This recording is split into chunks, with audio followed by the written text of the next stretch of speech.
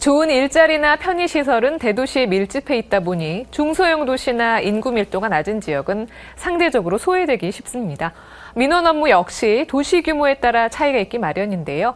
충청남도 의회가 충남도민의 불편 해소를 위해 지역 소통 창구를 만들었다고 합니다. 네, 신국진 기자, 어떤 사연입니까? 네, 본격적인 이야기에 앞서 광역자치단체와 기초자치단체에 대해 먼저 설명하겠습니다. 광역자치단체는 특별시와 광역시, 도자치단체를 말하죠. 기초자치단체는 시, 군구로 구분되고 광역자치단체 조례 규칙 등으로 관할 구역 내에 있는 기초자치단체를 일정한 범위 내에서 규제할 수가 있습니다. 네, 그렇죠. 우리나라는 1995년에 지방선거에서 지방자치단체장을 국민이 직접 선출하면서 기초자치단체도 자치권을 행사하는 행정기관이 된 걸로 알고 있습니다. 네, 그렇다면 질문 하나 드리겠습니다. 충청북도 도청이 어디에 있는지 혹시 알고 계시나요? 네, 청주 아닙니까? 네, 그럼 하나 더 드리겠습니다. 경상남도 도청은 어디에 있을까요? 네, 제가 잘 알고 있는데요. 창원으로 알고 있습니다. 네, 정말 잘 알고 계시는데요. 광역단체의 경우 그 지역에서 인구가 가장 많은 도시에 위치해 있습니다. 그렇다 보니 상대적으로 도청 소재지와 먼 곳에 살고 있는 주민들은 도청 한번 방문하기가 쉽지 않아 민원 해결에 어려움을 겪고 있다고 합니다. 이런 문제 해결을 위해 충청남도는 지역 민원 상담소 설치와 운영 조례를 제정했고 지난 6월부터 충청남도 의회가 일선 시군에 상담소를 잇따라 개소했습니다. 대부분 지역 민원이 1차적으로 그 행정기관, 예를 들면 군청, 시청, 읍면사무소, 독립사무소 이런 걸 통해서 이제 대개 해결을 1차적으로 하죠. 그런데 그런 그 행정기관을 통해서 처리되는 민원도 있지만 또 좀 어려운 민원들은 그런 행정기관을 통해서 처리되지 않는 민원도 많거든요. 그럴 때 이제 우리 도민들이 답답하고 이거 좀 누가 처리해 줬으면 좋겠는데 어디 가서 호소할 데도 없고 이런 경우가 참 많습니다. 그런 점을 이제 우리 의원들이 주민들한테 직접 민원을 듣고 또 그런 민원들을 좀 해결하는 그런 전초기지로 우리 지역 민원 상담소가 활용됐으면 좋겠다라는 생각으로 저희들이 이런 상담소를 설치하게 됐습니다. 네, 행정부와 입법부가 힘을 모아서 지역민들의 민원을 해결해 주는 건가요?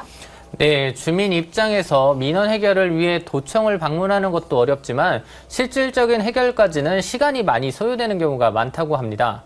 또한 민원에 많은 기관과 단체의 이해관계가 얽혀 있는 경우 빠른 시일 내 해소가 어려운데요. 주민들은 1차적으로 상담소에서 민원 상담을 받고 충청남도 의회 중심으로 도청과 기초단체 소속기관 등이 합동으로 민원 해결을 돕게 되는 겁니다. 네, 민원인과 기관을 연결하는 매개 역할을 하는 곳이 상담소다 이렇게 보면 될 것 같은데요. 상담소에서는 구체적으로 어떤 민원을 해결해 주는 겁니까? 네, 얼마 전 문을 연 천안 지역 상담소를 찾아봤습니다. 마침 지역 주민과 지역 도의원, 관계기관이 모여 민원 해결을 모색하고 있었는데요. 영상을 보면서 설명드리겠습니다. 천안시 용경마을 이종건 이장이 상담소를 찾았습니다. 마을 입구에 위치한 지방도 623호선에서 마을로 진입하는 광풍로 구간의 좌회전 차로 길이를 충분히 확보해달라는 민원이었습니다. 우리 마을 진입로가 굉장히 위험하게 돼 있거든요. 그래서 이제 진입로 좌회전 차선 확보를 위해서 여기 저 의원님을 모시고 이런 처리를 하고 있습니다. 진입로를 넉넉하게 확보하기 위해서는 지방도 623호선 주변에 위치한 토지 활용이 필요했는데요. 이 부분에서 토지 관할 기관만 천안시와 충청남도, 국토부 등이 있었고 공사 진행 역시 충청남도 종합건설사업소가 담당이어서 민원 해결을 위해서는 여러 기관 협의가 필요했던 겁니다. 상담소에 민원이 접수된 뒤 이날 이해 관계자가 모여 문제 해결 방안을 모색하는 시간이었고요. 열띤 토론과 논의 끝에 마을 주민들의 안전을 위해 일부 구간 확포장과 도로 정비를 위한 방안을 모색하기로 했습니다. 쪽에 그러다가 허용되는 테두리 내에서는 주민들의 의견을 수렴해 주는 게 그게 좋겠다 그런 얘기예요. 도로를 보면은 도로는 이제 그 국도가 있고요, 또 지방도가 있고 또 시군도가 있습니다. 예, 충청남도에서는 그 지방도에 대해서 이제 관리를 하게 돼 있고요. 그리고 시군도는 이제 시에서 이제 관리를 하게 되는데 그 아까 말씀드렸듯이 그 623 그 도로는 지방도로라 그 이제 충남도에서 관리를 하고 또 마을 진입도로는 그 그 시에서 관리하는, 그러니까 이제 그 관리 주체가 틀리다 보니까 우리 이제 제가 도의원이다 보니까 우리 충남도에서는 그 6.23 지방도에 대해서 거기에 대해서 이제 그 공사라든지 설계를 하는 부분에 대해서 얘기를 했고요. 그리고 이제 마을 진입로는 우리 지금 마을 대표이신 이장님하고 이제 말씀드린 거는 그 시에 먼저 그래서 시에 공무원들하고 같이 또 협의를 한 부분이 있습니다. 그래서 그 시에서 별도로다가 설계를 해서 진입로는 이제 확보하겠다. 그런 부분에 대해서 지금 설명을 했습니다. 네, 민원인 혼자서는 이런 문제를 해결하기가 어려운 거잖아요. 민원인 입장에서 관련 기관만 해도 충남도청, 천안시청, 국토부 등을 방문해서 해결해야만 하는 거죠? 네, 맞습니다. 상담소에서 민원을 접수하고 곧바로 이해관계인 민원인이 있는 곳까지 와서 대안까지 마련해 주다 보니 만족도 역시 높다고 볼 수 있습니다. 이런 제도가 있어갖고 굉장히 이제 민원 처리하기도 좋고 또 근접하기도 가깝고 좋고 굉장히 좋은 현실이죠. 그래서 많이 좀 확대가 됐으면 더 좋으시겠네요. 예, 맞죠. 네, 상담소가 지난 6월에 문을 열었다고 했는데요. 그 충청남도 전역에 또 들어서는 거겠죠? 네, 지난해 2월 조례가 제정된 뒤 6월부터 현재까지 12곳이 문을 열었는데요. 충청남도 15개 시군 중 도청과 의회가 인접한 예산과 홍선은 제외하고 전 지역에 설치됐습니다. 인구 밀집도가 높은 천안에 3곳, 아산에 2곳이 들어섰고 나머지 지역에는 각 1곳씩 설치됐습니다. 상담소는 매주 3일에서 5일간 운영되는데요. 주민으로부터 입법 예산 정책 건의나 지역 현안 생활 불편 사항을 접수받고 있습니다. 네, 도청 소재지까지 가지 않고도 민원 상담을 받을 수 있어서 만족도가 꽤 높을 텐데요.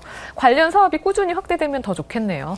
네, 충청남도와 도의회는 상담소를 통해 큰 틀에서는 주민들의 민원 해결에 앞장서고 더 나아가서는 주민들이 제안하는 정책을 도정에 충분히 반영하도록 한다는 방침입니다. 여기에 지역 현안 문제를 상담소에서 논의하며 소통한다는 계획인데요.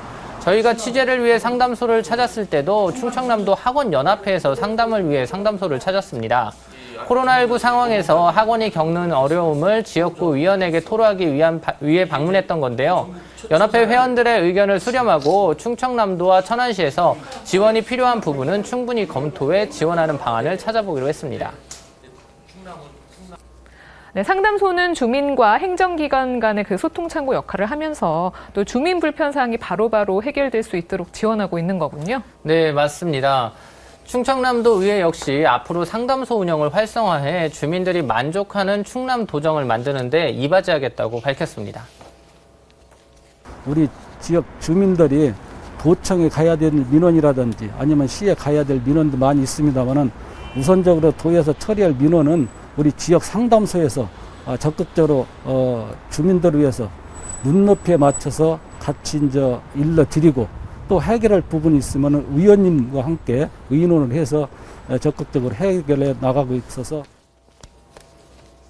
민원 해결뿐만 아니라 우리가 이제 어떤 정책을 생성하고 만드는 그런 어떤 전초기지의 역할도 할 예정입니다. 그래서 여기서 이제 소규모의 어떤 그룹별 토론회나 또 어떤 상담을 통해서 민원뿐만 아니라 좋은 정책도 발굴해서 도정에 반영할 예정입니다.